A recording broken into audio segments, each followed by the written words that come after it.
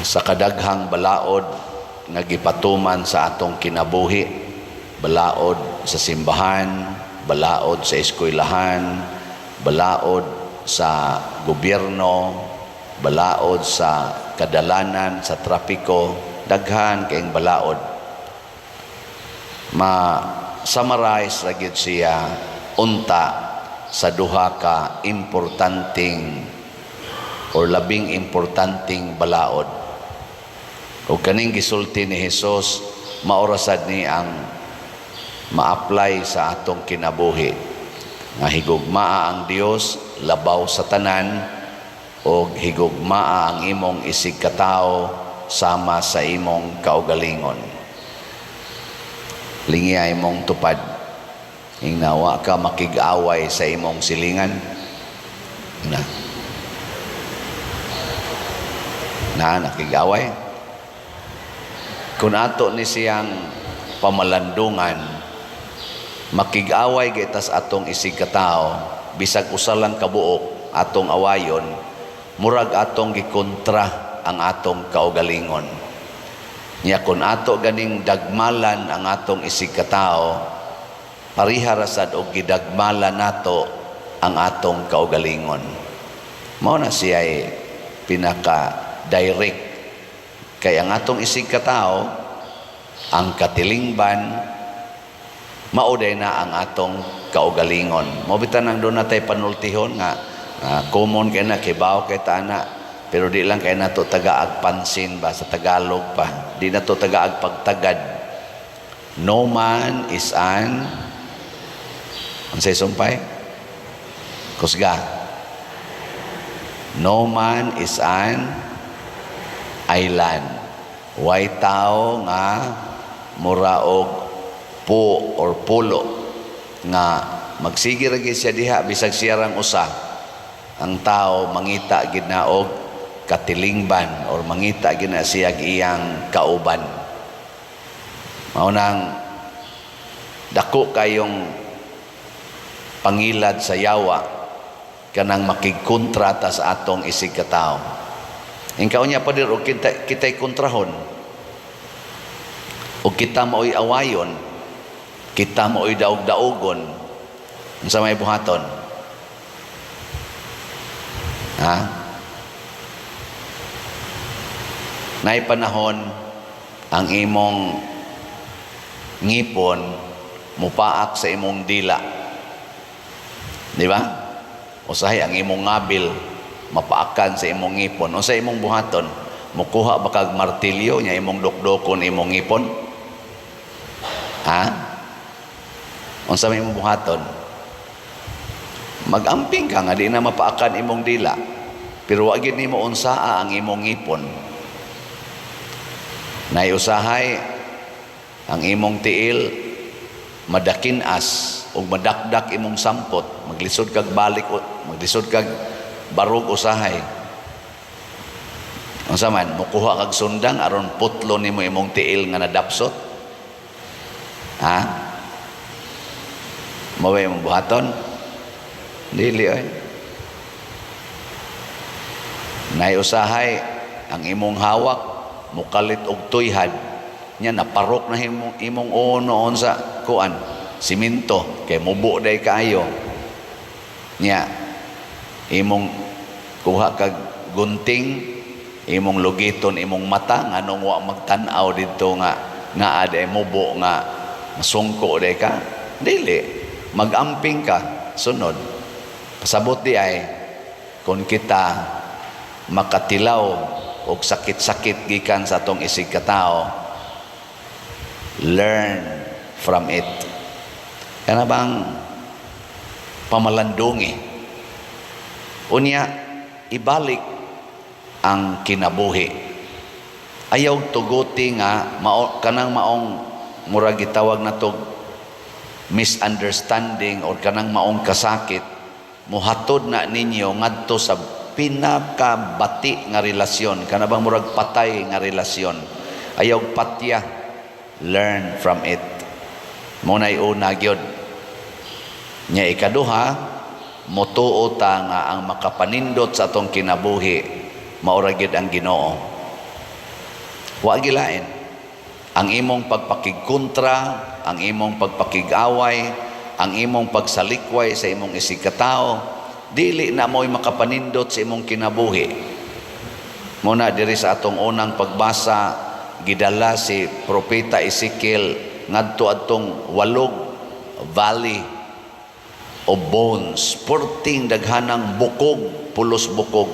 Ganahan mo mulakaw-lakaw anang lugar nga puro bukog imong makita. Laina katanaw no. Tiyata katapertig yung bukog. Matod pa ni Ezekiel, uga pa gyud kayo nga pagkabukog. Nya gipangutana din sa Ginoo, kaning mga bukog mabuhi pa ni. Ana.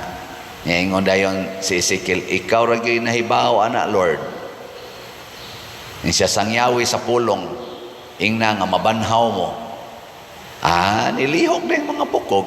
May kanaas ko no. Nya, di man ka ginhawa, siya sige, ingna ang hangin, tagai sila ginhawa. Ni ginhawa rasad.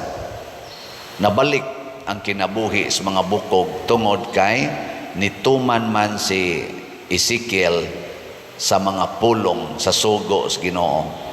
Na magisugo ang Ginoo sa matag sitwasyon ng litan ron, naningil kag utang, nga wa siya mobayad, unsa may sugo sa Ginoo na aron mahimo na nimong nindot nga experience. Ningon ang Ginoo, kung kamo magpahulam, ayaw na mo paningil og bayad. Ana. Oy, sugo sa Ginoo. Ingka, nya mura man kag nahiubos. Yay, magguba ning relasyon na mo ani. Sa sunod na mong kita, din agyod ko maningil. Nya moingon ikas Ginoo, Lord, nahigugma ko nimo. Nya wa na ko'y kwarta, wa na gani ko ikapalit og pagkaon. Nya di na pagyud ko maningil aning iyang gamayng huwam nako. Importante biya unta kayo ni, kay ipalit ko nig pagkaon, ipalit pa gyud nako og tambal. Pero kay ingon man kang di na maningil, nya mura mag ni kusmod iyang naong akong gipaninglan, nya mura ra sa kog kapatyono niya. Lisod kaayo, mahimo kong kriminal, so ako ning itugyan nimo. Ana ba? Kay ang Ginoo magi atong higugmaon labaw sa tanan. Nya moingon dayon na ang Ginoo sagdi lang kay mauna ra kag kamatay niya. Di ba? Di moingon dayon ka, praise the Lord. Nganong magpinatyanay pamanggid mo nga ikaw di nanam day kay schedule sa imong kamatayon? Or moingon sa dang Ginoo, ayaw ka balaka kay kanang imong nahatag niya nga wa niya bayre, ako nang ibalik nimo og gatusan kapilo. Ang wa niya bayari kay 500, wa siyang bayad. Inigbalik ana nimo diha 500 times 100, pila naman? Lisod man gani mo multiply. Di man gyud mo kamaong multiply, pila? Hasta ana gamit pa mo kalkyo sa iyo na ana. Upat man na kasiro, upat kasiro. Nya 5 times 1, pila man? 5 times 1, pila? 5. Nya ibutang nimong upat kasiro, asa man kama ana? 5, nya na usa kasiro, kama. Tulo din kasiro, pila man na? 50,000. Siunan gawa ka maningil sa imong 500 imong itugyas Ginoo, ang gihatag sa Ginoo nimo at least 50,000. Tuo mo ana dili. Motuo kita kay ang Ginoo di man bakakon. Di gyud bakakon ang Ginoo. Kita ra gyud mo ibakakon. Pero ang Ginoo di gina makak. Mao na nga ang mayong buhaton di ay dili ta magsigi og sunod sa atong kaugalingon. Muna ingos Kristo, deny yourself kay wa nay kapuslanan. Si Santa Rosa of Lima, mura man siya, dili man siya Santa Rosa, iyangan si Isabel Flores de Oliva.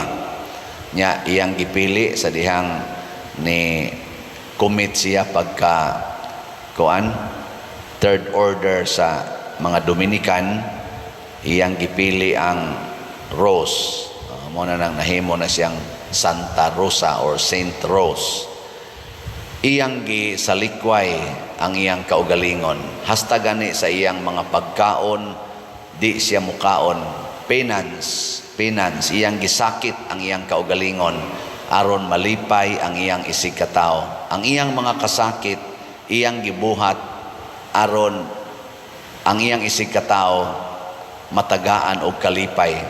Murabag iyang gidawat ang tanang kasakit alang sa kalipay sa iyang isig katao. Lingi ako no imong tupad. Lingi ba? Ingna kanang imong kasakit ihatag na ang rinako. Ingna ba? Ingna ako na ipasan ang imong kasakit. Kanindot ano? Imong silingan, way bugas, imong kwaon imong bugas, kay ihatag nimo sa imong silingan, ika na say way bugas.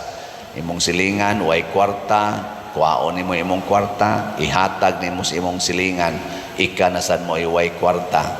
Imong silingan, na ay sakit, na kanser, ang imong iampo sa Ginoo, Lord, kanang iyang kanser, diri na lang na ihatag nako, aron maayo siya. Mana ka? Mana? Na hilom kayo. Magsigir tagampo Ginoo, ayuha taon siya siyang sakit, ayuha siyang sakit niya yung Ginoo niya. Sugot ka, ako nang ibalhin diya nimo. Ayaw sa Lord. Buangon ka.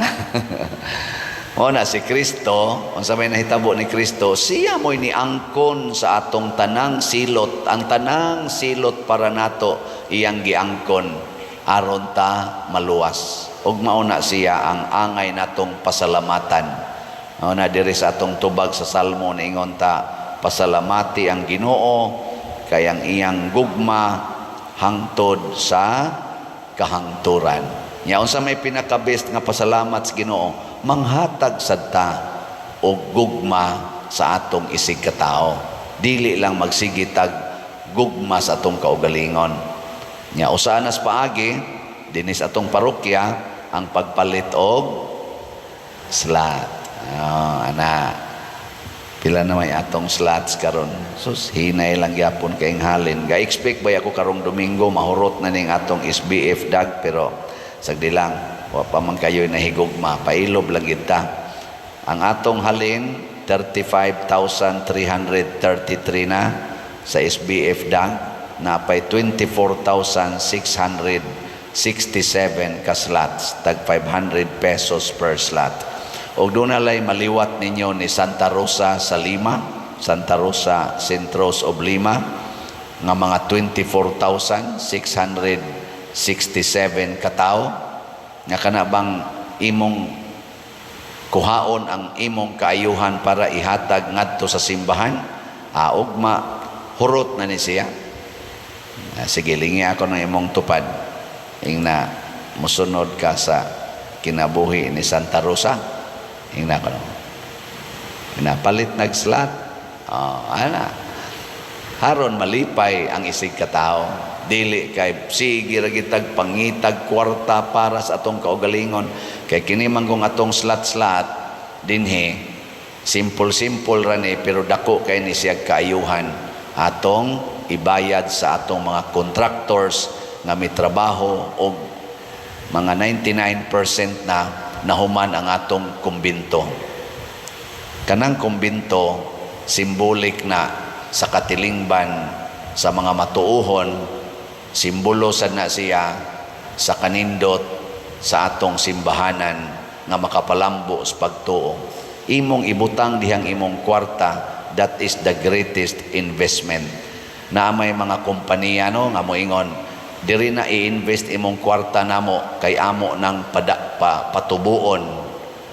Pero ini kataod-taoran day, nanira ang kompanya, apil pang imong kwarta. No? Naana sa kalibutan. Pero the most assuring and the only very truthful nga kasiguruhan kana yung i-invest nimong imong grasya, ang imong kwarta diha sa simbahan. Nga naman, kay ang simbahan mao ang lugar diin ang Ginoo atong masinati. Bahala nagbuangon ng ubang mga nagmulo simbahan sa maaning nagwali o kanang naadihang ubang nanimba tupad nimo, mga buangon sa nang uban ana. Pero ang simbahan, ang ato yung gitawag og the Catholic Church is always holy. Ug mao ni mohatag nato sa tinuod nga grasya. Diha i-invest imong time, talent, and treasures. Di kita magmahay. Muna si Ezekiel ug ang mga santos ni sunod sa Ginoo, nahimo sad silang channels of life, channels of graces. Tanawan ning wa mo sunod sa Ginoo, ni sunod sa kwarta, siging padaghas kwarta, nahimo sad silang channels of chaos, kagubot, gubat, kamatay o pagpinatyanay nga hangtod karon nagpadayon pa. Ang nagbuhat ani kanang mga tao nga nagsigig tigom og kwarta, gasigig tigom og kaayuhan para sa ilang kaugalingon. Luoy kayo, luoy sad ang kalibutan. So ato na ning sulbaron ang kalibutan ha. Di na ta magtigom og kwarta para sa atong kaugalingon. Atong ihatag sa atong isig katao, labi na gyud dinhi sa simbahan. Manindog ta katong manghatag